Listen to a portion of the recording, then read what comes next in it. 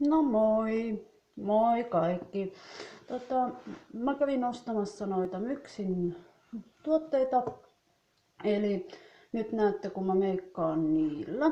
Ja nyt mä aloitan tämmösellä NYX Padunkadunk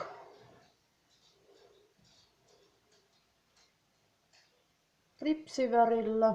Tää on tämmönen makeen näköinen, vähän tämmönen viininpunainen pohja ja musta toi yläosa ripsivärillä. Eli tää on tosi tämmönen hyvä.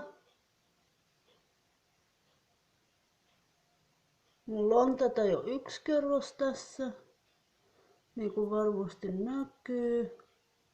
Mutta tätä voi ihan huoletta laittaa toisenkin kerrokseen, ei haittaa mitään.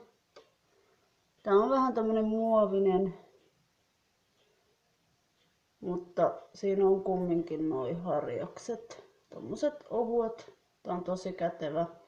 Ja mä tykkään yleensä tämmöisistä enemmän niin kuin harjamaisista. Ja sitten seuraavaksi mä laitan NYXin huulikiiltoa. Tää on ihanan tämmönen, sanoisinko vähän persikkaisen outo.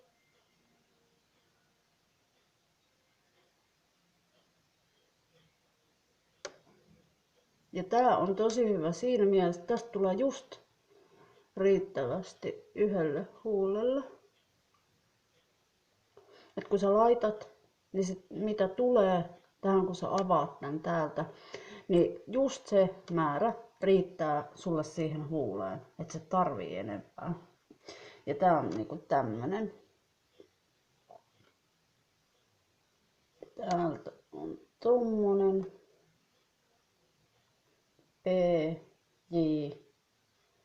PLG13 ja NYX Buttergloss.